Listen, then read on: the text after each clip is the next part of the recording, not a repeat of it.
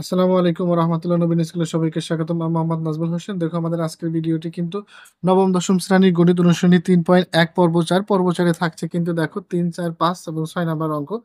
এখানে একটা দেখো যে ৩, ৪ এইটা কিন্তু যে আমাদের কিন্তু এমসিকিউ অবশ্যই আসবে। এমসিকিউ না আসলে কিন্তু যে সংক্ষিপ্ত প্রশ্নের মধ্যে থাকবে এবং এখানে দেখো যে ৫ নাম্বার একটু 3 স্টার এটা কিন্তু সৃজনশীল এরকম প্রশ্ন আসতে পারে এবং ৬ নাম্বার দেখো এটা একটু 2 স্টার অঙ্ক।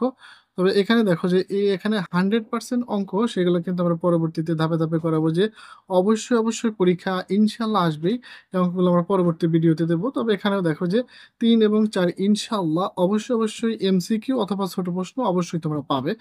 এখন দেখো যে ৩ নাম্বার প্রশ্ন আমরা প্রথমেই কিন্তু লিখব যে একটু তথ্যগুলো লিখব যে দেওয়া আছে a - b = 4 এবং ab = 60 হলে a+b এর মান কত এগুলো আমরা একটু নির্ণয় করব। দেখো প্রথমে আমরা একটু লিখে নেব দেওয়া আছে কি তো শর্তগুলো দেওয়া আছে সেগুলো একটু লিখব যে a - b = 4 এবং তোমার আরো তথ্য দেওয়া আছে যে ab = 60। আসলে দেখো যে এখানে a+b এর মান নির্ণয় করতে বলছে। এর আসলে কোনো সূত্র নাই। তাহলে সরাসরি কি লিখব যে আমরা জানি এটা বর্গ আকারে সূত্র ফলায় আমরা কিন্তু অঙ্কটা করে দিব। দেখো আমরা জানি যে এই সূত্রটা কিন্তু আমরা এইভাবে শিখেছি যে a+b² তাহলে কিন্তু এখন দেখো মান দেওয়া রয়েছে। এই যে মান নির্ণয়ের সূত্র ব্যবহার করব। তাহলে কিন্তু আমরা লিখতে পারি যে a - b² প্লাস কিন্তু 2a প্লাস 4ab এই সূত্রটা কিন্তু লিখে দেব। এটা কিন্তু দেখো যে তোমরা যারা সূত্র এখনো জানো না তার পর্ব ১ এ কিন্তু যে ৩.১ এর পর্ব ১ এ কিন্তু সূত্রগুলো দেওয়া আছে। সবাই কিন্তু একটু সূত্রগুলো দেখে আসবে। দেখে আসলে তোমাদের জন্য একেবারে অঙ্কগুলো ইজি হয়ে যাবে। এখন কি করব? m-b এর মান বসাবো। m-b এর মান হচ্ছে 4 তার উপরে একটা স্কয়ার দিয়ে দেব। দেখো প্লাস ইনটু ab এর মান কত 60 তাহলে ab এর মান 60 বসায় দিলাম। এইবার দেখো ৪ × 16 এবং ৪ × ৬ = ২৪ সাথে একটা শূন্য অর্থাৎ ২৪০। যদি আমরা এটা ক্যালকুলেশন করি তাহলে ইজ ইকুয়াল টু কত পাই? তাহলে কিন্তু দেখো ২৫৬ পাই। কিন্তু দেখো আমার কিন্তু বলা হয়েছিল যে a+b এর মান নির্ণয় করো। তাইলে এখন আমরা কি করব? এখন কিন্তু উভয় পক্ষে রুট করে দেব। দেখো a+b² এটার জন্য কিন্তু একটা রুট করলে কিন্তু দুই পাশেই করতে হবে যে ইকুয়াল মানে দুই পক্ষই কিন্তু সমান হইতে হবে। যেমন লসাই লবণ সমান ঠিক দুই পাশেই কিন্তু সমান হইতে হবে। তাইলে এখন দেখো ২৫৬ এখন তোমরা অবশ্যই ক্যালকুলেটর ব্যবহার করতে পারো। এবার দেখো যে a+b² রুট আর স্কয়ার বাদ গেলে কিন্তু কি থাকে a+b থাকে এবং ১৬ × ২৫৬ তাহলে a+b এর মান কিন্তু ১৬ হলো। এই হলো আমার অ্যান্সার। একেবারেই কিন্তু ইজি ছিল। তোমরা যারা একেবারে নবম শ্রেণীর নতুন তাদের জন্যই কিন্তু আমার এই ক্ষুদ্র প্রচেষ্টা। তারা কিন্তু ক্লাস 7 এবং 8 এও কিন্তু এরকম তোমরা অঙ্কগুলো করে আসছো ঠিক সেরকম। তাহলে এই অঙ্কগুলো থাকলে কিন্তু এইভাবেই কিন্তু তোমরা একটু সমাধান করে দিয়ে আসবে। একেবারেই ইজি। এজন্য কিন্তু তোমাকে অবশ্যই আগে ১ নাম্বারের সূত্র মুখস্থ রাখতে হবে। সূত্র মুখস্থ আ এবং বাকিগুলো একটু কিন্তু দেখো ক্যালকুলেটরে সূত্র ফলায় হিসাব করলেই কিন্তু হয়ে যাচ্ছে অঙ্ক। এরপর দেখো আমরা ৪ নং প্রশ্নের সমাধান দেখাবো। দেখো এরপরে আমরা ৪ নং প্রশ্ন সমাধান করাবো। এখানে কিন্তু দেখো একেবারে ৩ আর ৪ কিন্তু সেম। তোমরা যারা 3 নাম্বার বুঝতে পেরেছো 4 নাম্বার কিন্তু ভিডিওটি স্টপ করে একাই অঙ্ক করে আমার সাথে মিলিয়ে নিতে পারো। আর না হলে একটু দেখো তোমাদের জন্য একটু চেষ্টা করছি বোঝানোর। যে দেওয়া আছে a+b = 9m এবং ab = 18m² হলে m-b এর মান কত? একেবারে ঠিকই একই রকম। তাইলে আমরা প্রথমে শর্তগুলো একটু লিখে নিই। a+b =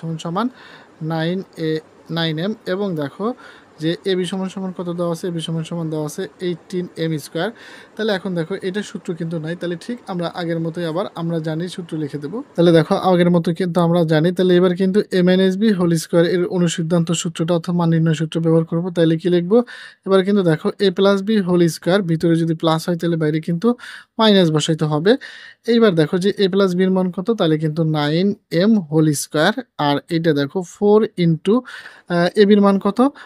দেখো 18m² বসাই দিলাম। এরপরে দেখো তাহলে যদি আমরা এখন বর্গ করি ৯ নং ৮১m² এবং দেখো ৪ 18 কত হয়?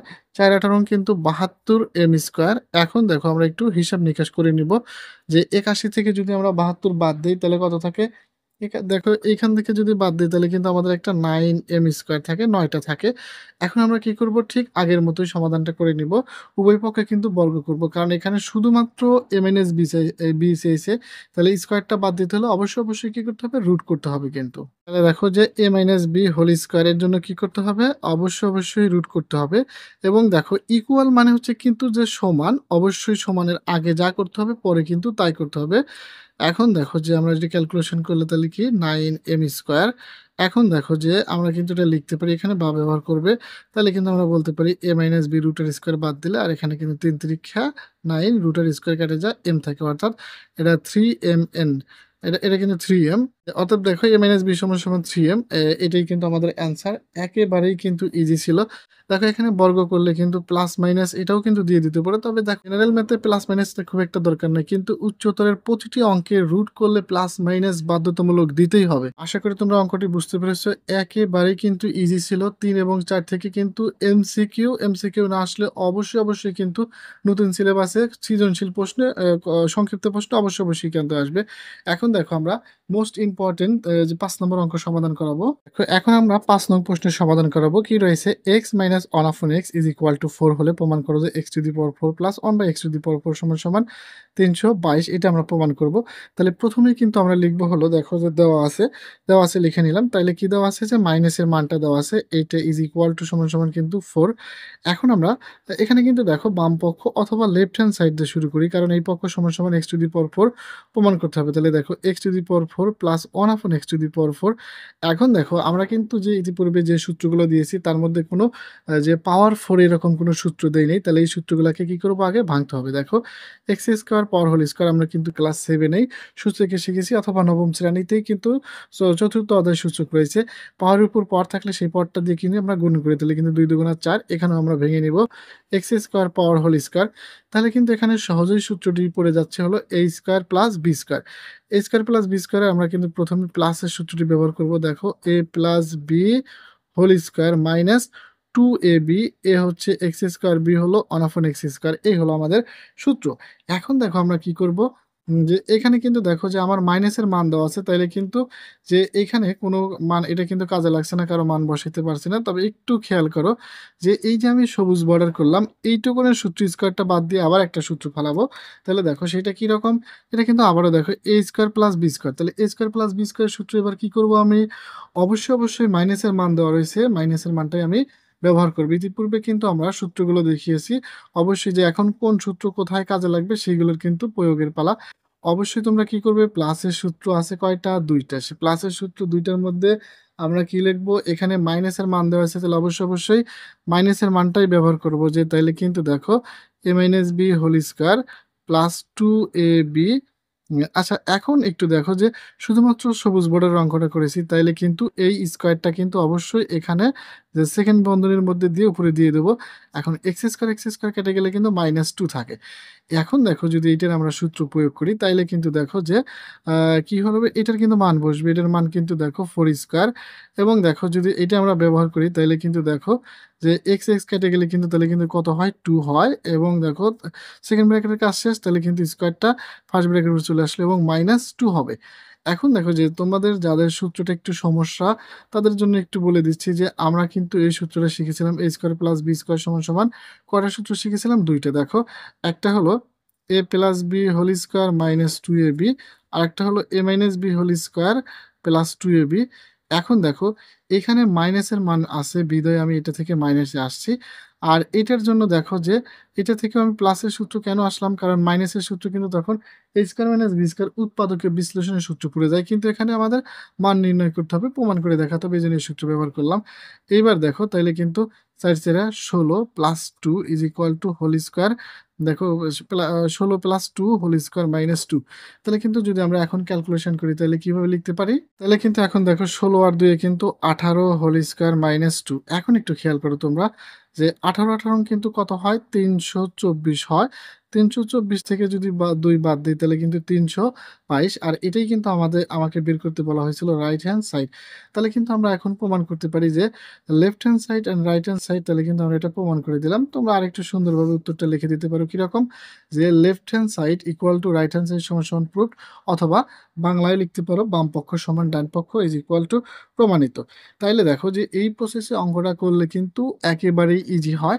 এছাড়া তোমরা যে ইতিপূর্বে যদি কোনো অঙ্ক একটা করে থাকো কোনো শ্রেণীর নিয়ম ওইটাই করবে যে সবগুলো, কারণ এখানে অঙ্কের নিয়মগুলো কিন্তু অনেক হয়, যেটা করবে সেই নিয়ম দেখো। প্রথমে আমরা কি করেছিলাম? প্রথমে কিন্তু আমরা x⁴ 1/x⁴ কে স্কয়ারে বর্গ আকারে ভেঙেছিলাম। তারপরে কিন্তু a² + b² এর মতো সূত্রটা একটু ব্যবহার করেছি। দেখো যে এটা কিন্তু a + b² -2b, ভিতরে প্লাস হলে বাইরে মাইনাস।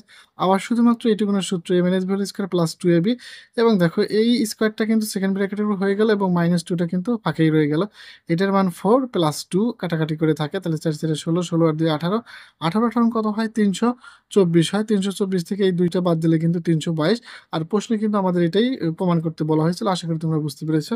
এখন আমরা এই ভিডিওর লাস্ট অঙ্ক 6 নম্বর অঙ্ক করাবো। দেখো 6 নম্বর অঙ্কটা। দেখো 6 নম্বর প্রশ্নে কি আছে? 2x + 2 / x = 3 হলে প্রমাণ করো x² + 1/x² এর মান কত? তাইলে প্রথমেই কিন্তু দেখো যে x² 1/x², এখানে কিন্তু দেখো 2x আর 2 / x আকারে আছে। এই মানটাকেই একটু পরিবর্তন করতে হবে, যেটা দেওয়া আছে সেটা। তাহলে আমরা একটু লিখে ফেললাম। 2x + 2 / x = কত? 3। তাহলে এখন দেখো উভয় পক্ষ থেকে যদি 2 কমন নেই, তাহলে এখানে একটা x বাঁচে। আচ্ছা 2 উপর থেকে চলে গেছে, তাহলে কি থাকে? 1 থাকে, = 3। এখন আমরা কি করব? তাহলে সুতরাং x + 1/x = 3/2 নিয়ে নিলাম। তাহলে এই যে মানটা তৈরি করে নিলাম, এখন কিন্তু আমরা সহজেই প্রদত্ত রাশি থেকে কিন্তু আমরা অ্যান্সারটা করে নিতে পারি। প্রদত্ত রাশি যা আছে এটার মান বের করতে বলা হয়েছে, এটাই আমরা ব্যবহার করব। x² + 1/x², তাহলে কিন্তু আমরা বলতে পারি যে এটা দেখো কিসের যে প্লাসের সূত্র দেওয়া রয়েছে, এটা কিন্তু আমরা সূত্র শিখেছি কয়টা? টোটাল কিন্তু 2টা সূত্র শিখেছি, যে a² + b²। তাহলে কিন্তু দেখো একবার প্লাসের সূত্র a + b² - 2ab। এরপরে দেখো আবার এটা সমান a - b² + 2ab। আমরা কিন্তু সূত্র যখন দিয়েছি তখন বলেছি কখন কোনটা ব্যবহার করব, সেটা কিন্তু আমরা অঙ্ক করার সময় বলে দিব। এখন তুমিই দেখো এটা কিসের মান রয়েছে? প্লাসের মান রয়েছে। তাহলে অবশ্যই কিন্তু আমরা এই প্লাসের সূত্রটা ব্যবহার করব। তাহলে কিন্তু দেখো a + b² - 2ab, a হলো x এবং b হলো 1/x, এইটা কিন্তু আমরা ব্যবহার করব। এখন দেখো আমরা কি করব? যে এইটার মান দেওয়া রয়েছে কত? 3/2, তাহলে 3/2² এবং x কাটা, তাহলে কিন্তু আমরা -2 পাই। এখন যদি আমরা উভয় পক্ষে বর্গ করি, তাইলে এখন এর মান কি পাবো? বর্গ করলে কিন্তু দেখো ৩ × ৯ এবং দেখো 2 × ২ = 4 -2। এখন যদি তুমি লসাগু করো, লসাগু করলে কি পাবে? 4 লসাগু। তাইলে 4 4 কেটে গেলে 9 9 ই, এবং এখানে কি হয়? 4 × ২ = কিন্তু 8 হয়। 9 থেকে যদি 8 বাদ দেই, তাহলে 1/4, এটাই কিন্তু আমাদের অ্যান্সার। একেবারেই কিন্তু অঙ্কটা ইজি ছিল, মোটেও কিন্তু কঠিন ছিল না। তোমরা এই ৪ টা অঙ্কই কিন্তু আশা করি বুঝতে পেরেছ। ৪ টা অঙ্ক ৪ টা অঙ্ক থেকে কিন্তু দেখো ৫ নাম্বার অঙ্ক থেকে সৃজনশীল আসার সম্ভাবনা, আর বাকিগুলো থেকে সংক্ষিপ্ত প্রশ্ন ইনশাআল্লাহ অবশ্যই আসবে। তোমরা এই অঙ্কগুলো বাসায় বারবার প্র্যাকটিস করবে। প্র্যাকটিস করলেই কিন্তু তোমরা পেরে যাবে। এখন দেখো তুমি যদি এই ভিডিওটা দেখেই যে দেখে যদি বাসায় প্র্যাকটিস না করো, তাহলে কিন্তু কখনোই তুমি অঙ্ক পারবে না। আর একটাই বেসিক, তুমি যদি পাঠ্য বইয়ের অঙ্ক ভালো করে পারো, তাহলে পরীক্ষায় আসা যেকোনো সৃজনশীল তুমি অবশ্যই করতে পারবে। পরবর্তী ভিডিওতে দেখা হচ্ছে। সাবস্ক্রাইব করে আমাদের সাথে থাকো। আল্লাহ হাফেজ।